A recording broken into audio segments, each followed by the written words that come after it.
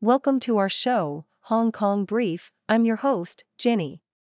Today, we have some exciting stories to share. First up, the stunning Rosewood Hotel in Vienna is not just a place to stay, but a slice of history linked to Mozart. With its luxurious amenities and central location, it's the perfect base for exploring the enchanting city, especially during the festive season. Next, we're heading to Pacific Place in Hong Kong, where ChristmasVille is in full swing. This festive event features larger-than-life characters and interactive attractions, all in support of Operation Santa Claus. With a goal to raise at least 500,000 Hong Kong dollars for local charities, it's a wonderful way to spread holiday cheer while giving back to the community. Lastly, let's talk about Laopu Gold, the Beijing-based jeweler that's taking China by storm. With a staggering 437% rise in stock since its listing, it's outshining major competitors like Chow Tai Fook. Their unique approach to luxury jewelry is attracting affluent customers, and analysts predict even more growth ahead. Please stay tuned for more detailed coverage.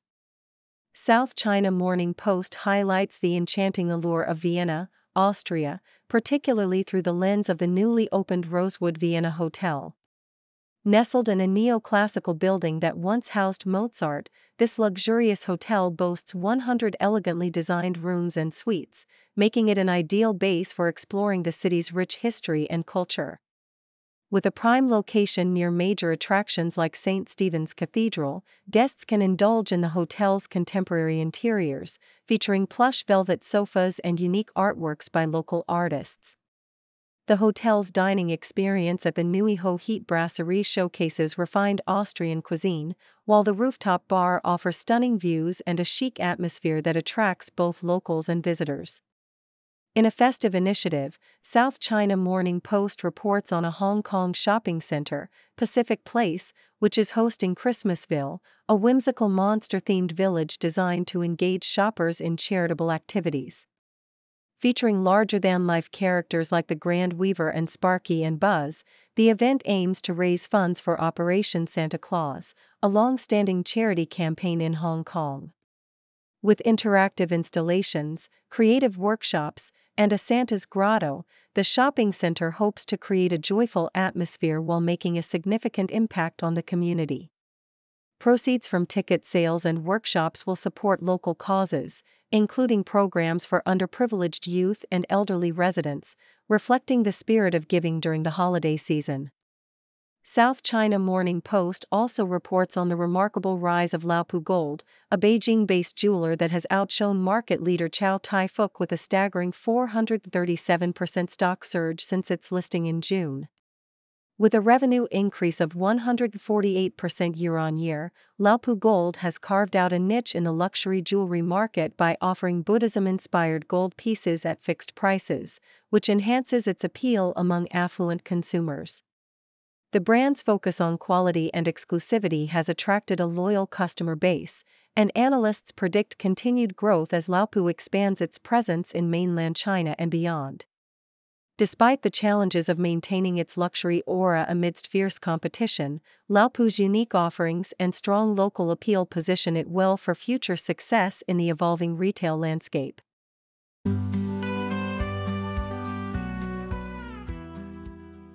South China Morning Post reports on Iranian chef Ali Ahmadpour, who traded his career in software engineering for the culinary arts, becoming the head chef at Bedouin in central Hong Kong. Raised in the picturesque city of Isfahan, known for its rich culinary traditions, Ahmadpour has a deep appreciation for rice dishes, particularly a das polo, which he enjoys with lamb. His culinary adventures in Hong Kong lead him to various beloved eateries, including Green Waffle Diner for classic breakfasts, Samson for Thai fried rice with Wagyu beef, and Cam's Roast Goose for succulent roast goose, all of which showcase his diverse palate. He also recommends saffron Persian cuisine for halal dishes and the vibrant atmosphere of Buenos Aires Polo Club for steak and wine, highlighting the importance of a lively dining environment for memorable experiences. In another piece from South China Morning Post, the excitement surrounding Hong Kong's giant panda twins is palpable as they prepare to celebrate their first Christmas at Ocean Park. At just over 4 months old, the twins, affectionately named elder sister and younger brother, are becoming more active, showcasing their playful personalities with adorable wrestling matches in their cot. The park has embraced the festive spirit, decorating with a panda-themed Christmas tree and hosting a new exhibition that allows visitors to engage with the pandas in a whimsical setting. The twins' milestone is celebrated with special events and treats for guests, creating a joyful atmosphere as they continue to charm visitors with their antics.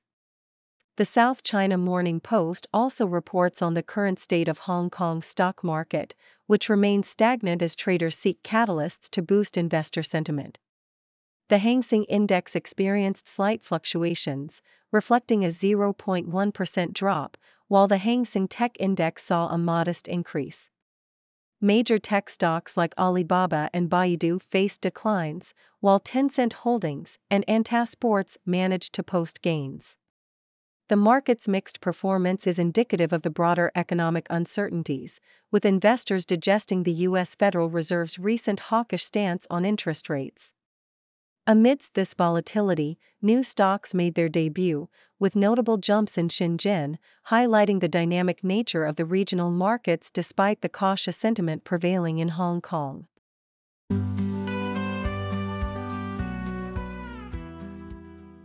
South China Morning Post reports on the exciting developments in the Hong Kong tennis season, a strategic initiative designed to bolster the local economy through sports tourism.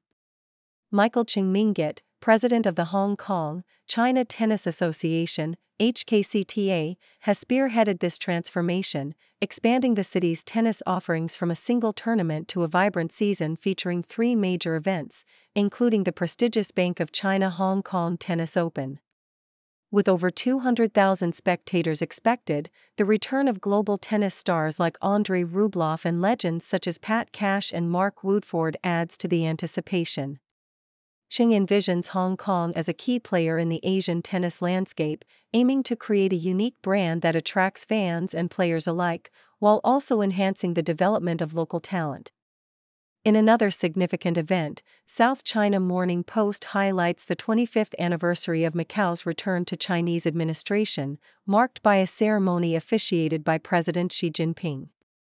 The inauguration of Sam Ho Fai as the new leader of Macau and the introduction of a new government signal a commitment to economic diversification and reform. The event not only celebrates Macau's transformation but also serves as a platform for Xi to communicate expectations for the region, with implications for neighboring Hong Kong and the Greater Bay Area. The Post's extensive coverage includes in-depth reports on Macau's evolution and the challenges faced by its youth, painting a comprehensive picture of the city's future. Meanwhile, the South China Morning Post captures the chill that has settled over Hong Kong, as residents experience the coldest day of the winter season. With temperatures dipping below 12 degrees Celsius in urban areas, the city is under a cold weather warning as the Hong Kong Observatory records a low of 11.9 degrees. The weather is expected to remain dry and cool, with significant temperature fluctuations between day and night.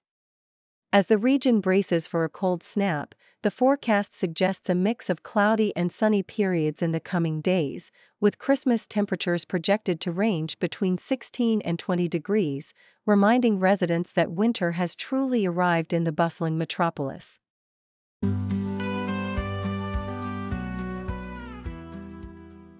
South China Morning Post reports on the surprising sale of a Claude Monet painting, Nymphias, via Zaya Hongshu, a Chinese social media app.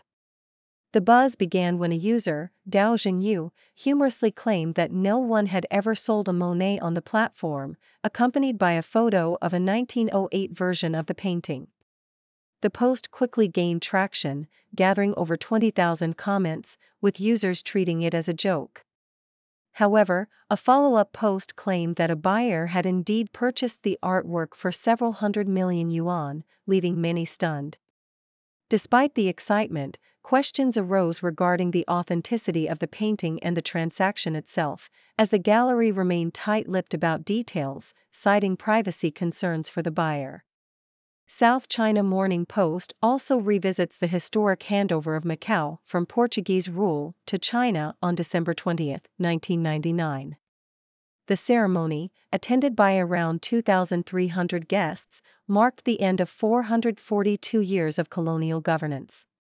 Chinese President Jiang Zemin emphasized the significance of Macau's return as a step toward national reunification, particularly in relation to Taiwan.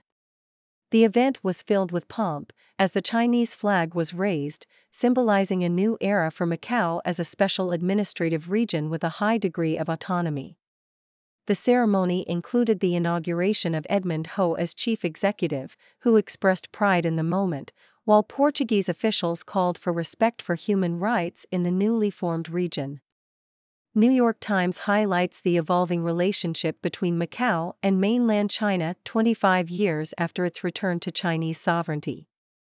Once a gambling haven, Macau is now being integrated more closely with China, as President Xi Jinping envisions a shift away from gambling reliance toward boosting the mainland's consumer economy. The nearby Hengqin Island is central to this new strategy, aiming to foster economic ties and reduce Macau's independence. As a special administrative region, Macau has enjoyed a degree of autonomy, but this new direction reflects China's desire for greater control and integration, marking a significant transition in the region's political and economic landscape.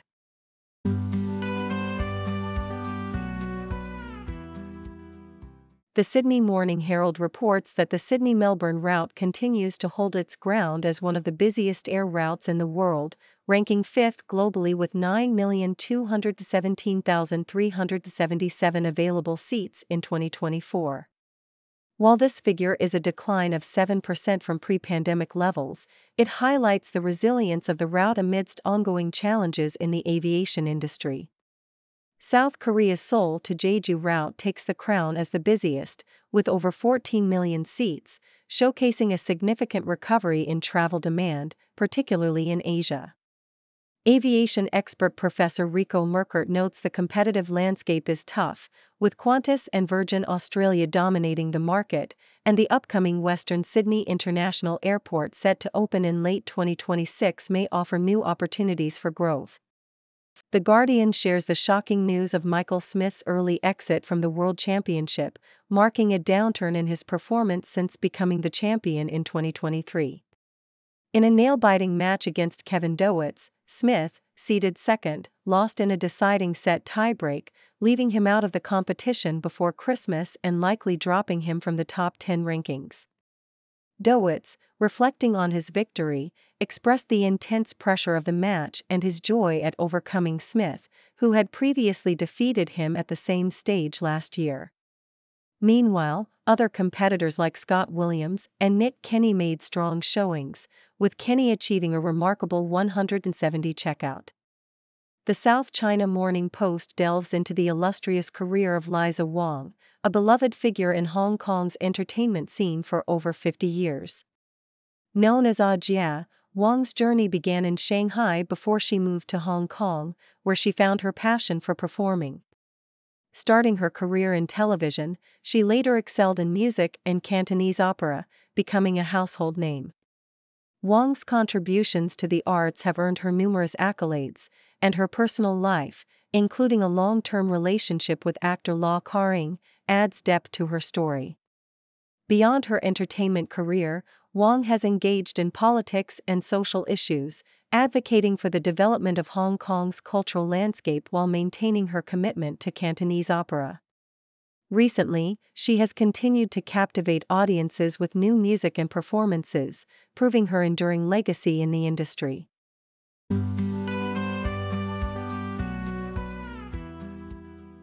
Thank you for tuning in.